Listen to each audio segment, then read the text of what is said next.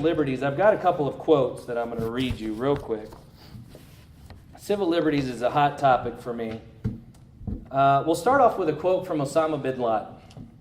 And he said, "I tell you, freedom and human rights in America are doomed. The U.S. government will lead the American people in general into an unbearable hell and a choking life."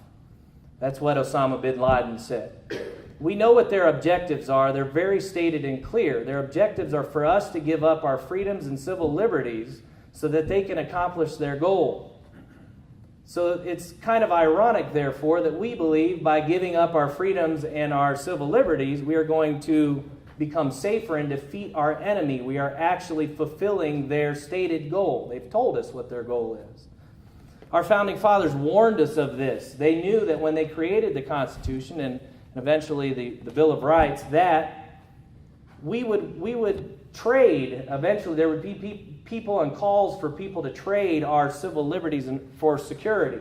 They knew that that was going to happen. That's why they were very clear and specific in the defense of our liberties. So some of the presidents and founding fathers before us, Dwight Eisenhower said the problem with defense is how far can you go without destroying from within what you are trying to defend from without. Benjamin Franklin said, "They who can give up essential liberty to obtain a little temporary safety deserve neither liberty or safety." And the last one, freedom is not defined by safety. Freedom is defined by the ability of citizens to live without government interference. Government cannot create a world without risks, nor would we really wish to live in such a fictional place. Only a totalitarian society would even claim absolute safety as a worthy ideal, because it would require total state control over our citizens' lives. Liberty has meaning only if we still believe in it when terrible things happen and a false government security blanket beckons. That was Ron Paul. So I have a problem with the violations of our civil liberties lately. They've been very clear and blatant. We've all read the Fourth Amendment, but there's a very clear statement in the Fourth Amendment for illegal search and seizure.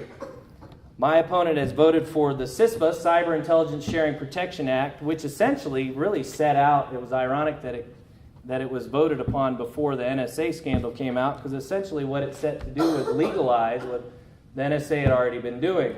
They would be allowed to collect your internet, email, all of your electronic data, and it would be able to go to the NSA. It would free companies from their privacy contracts and policies with you to be able to send that information to the federal government. That's a direct violation of the Fourth Amendment. Susan Brooks voted for it. I would have voted against it.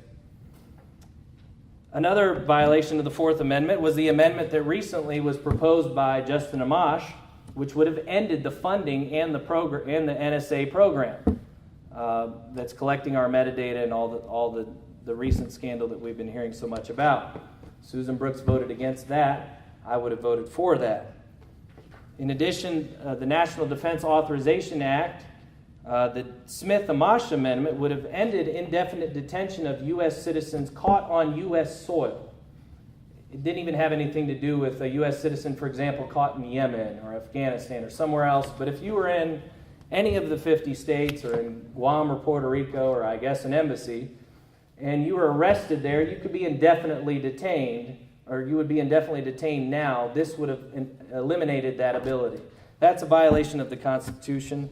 It's the due process clause of the 14th Amendment. I would have voted for that and upheld that. She voted against that.